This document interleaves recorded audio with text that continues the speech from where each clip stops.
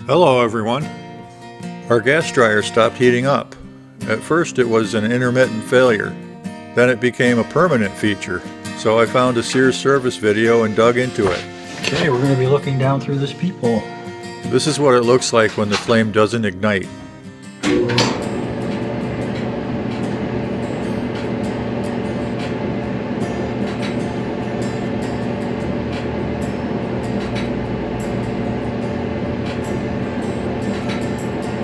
And this is what it looks like when the flame does ignite.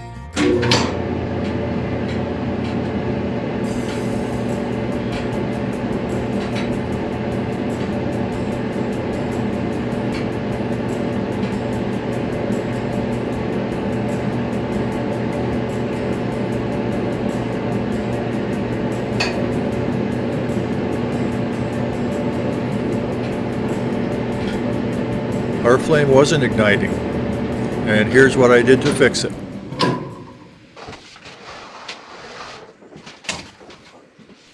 Unplug the dryer and disconnect the vent pipe from the back. Move it far enough away from the wall so there's space to work on it.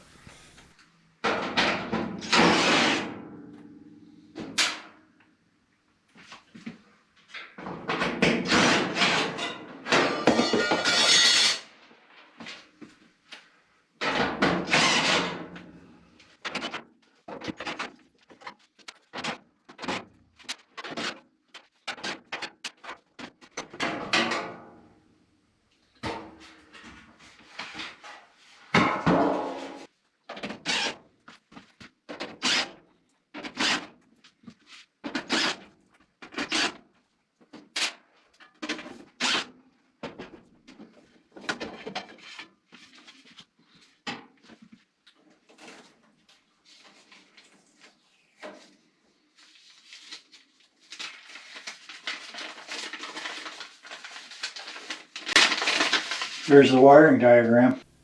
This is a pretty low quality printout of the wiring diagram that seems to be lacking the depth of details I'd like to have. But for my purposes here, I created a graphic of this pertinent section of the drawing. This is the circuit that can prevent the flame from igniting. There's a controlling contact inside the timer assembly, a high temperature limit thermostat, a thermal cutoff, an operating thermostat, and a thermal cutoff fuse. Remove this connector from the back of the timer unit. There's 4 push-on tab connectors in this multi-conductor assembly. It's on the lower left as we're facing it here.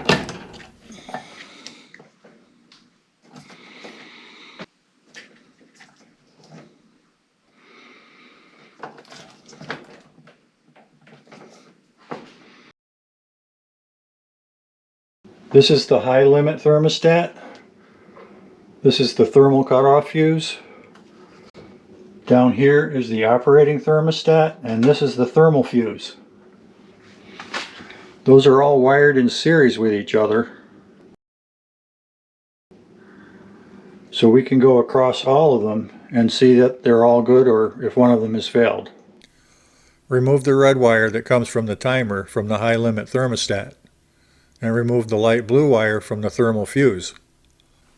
Measure the resistance as shown here.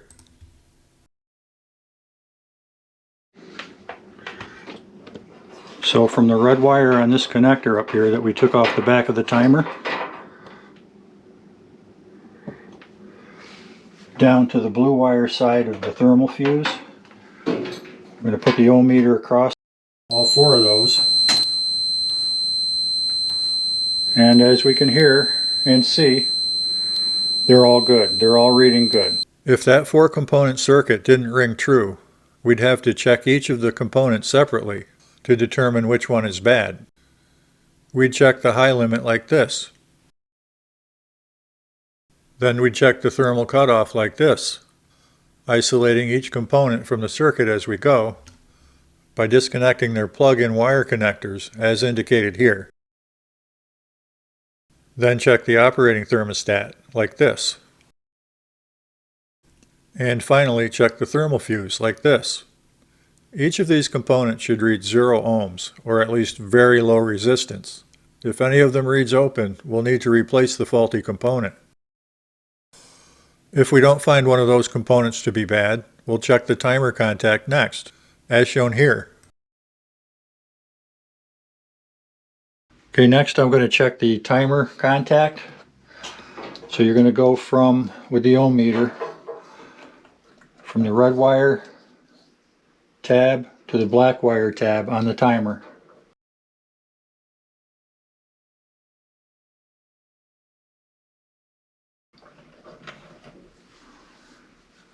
Now turn the timer to a timed running position.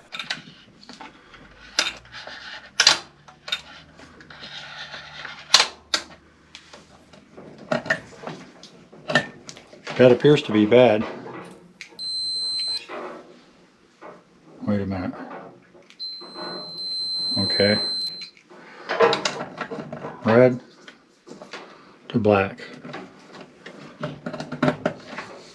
Make sure my connections are okay on the test leads.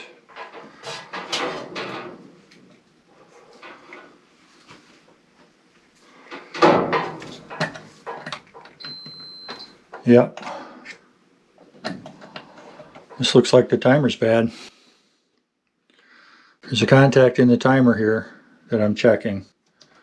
From the red wire to the black wire, here to here. And it's bad. So I searched for a new timer with the compatible part number. I think the knob will pull right off the timer. Oh yeah, very easily. So I got the new timer from that South American Jungle website. Interestingly, the brand is Robert Shaw. And surprisingly, and it's made in Mexico. So there's several harness connectors on the back here that just pull right off.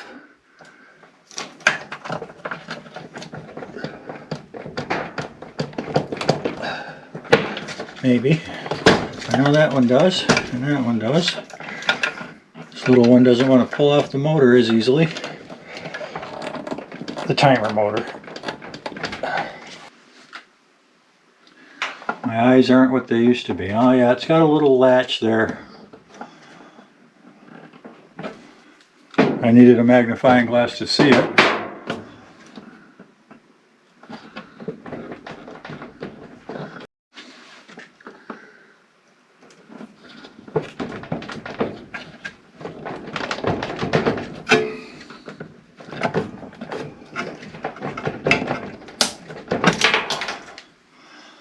Oh, that's one way to do it. I broke that little plastic thing out so the latch, there's a catch in there. I broke the catch out of here, which works fine.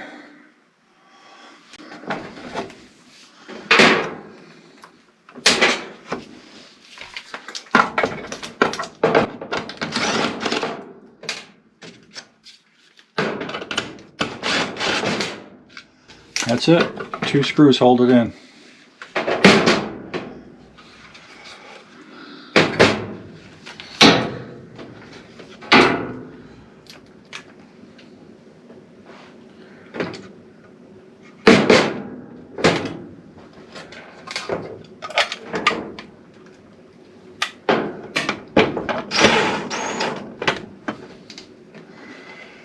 Never tighten the first one all the way until the second one is started, at least.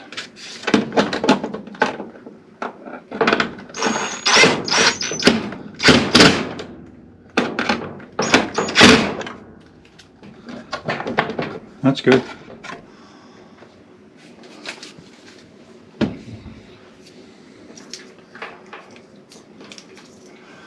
There's the one for the motor. That's a timer motor. These connectors all go back only in one place. You can't really put them in the wrong place.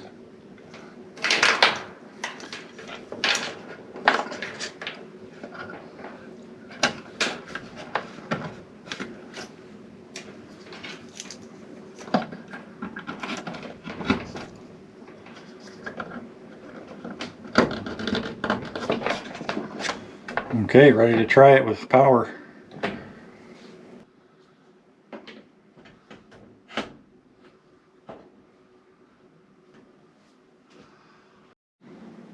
Well, let's see what happens. No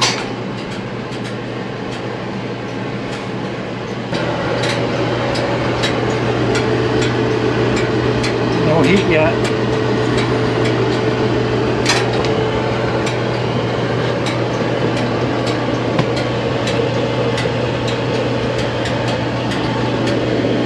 Well, there it is. That fixed it.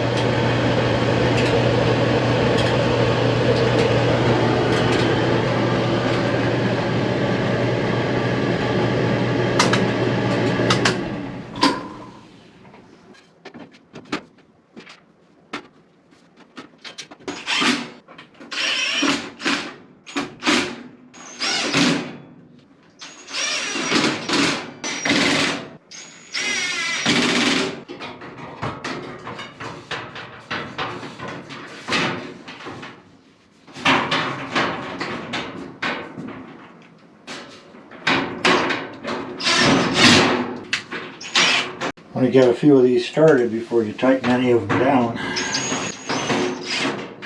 Maybe get them all started before you tighten any of them down.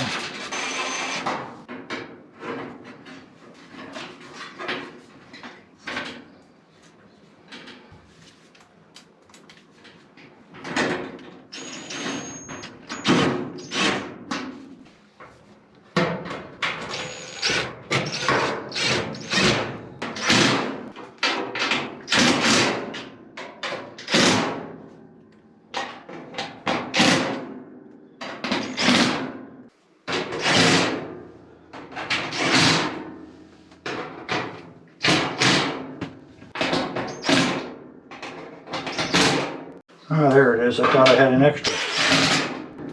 It goes there. Okay, that's everything.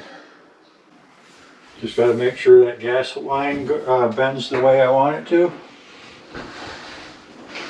And make sure that that dryer vent lines up with the vent pipe going out. Okay, so that's what it looks like when it's all installed correctly. The 4-inch vent duct is secured by hose clamp, and the flexible gas line is run as straight as possible with smooth flowing bends.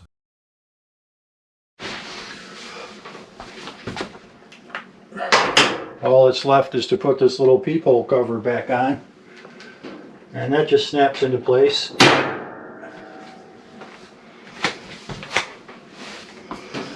And we're ready to start drying some clothes.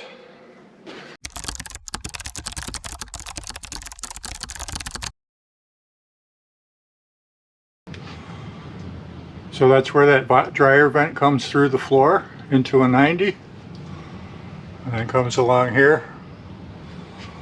It's all sheet metal. There's no flex pipe.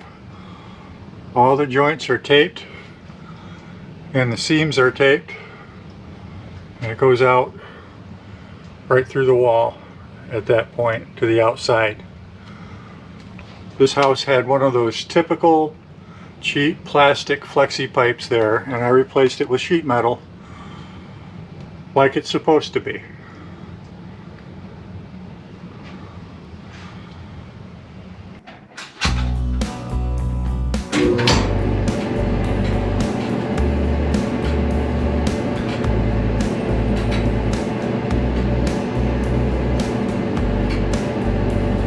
Thank you for watching. Please take a moment to like and subscribe.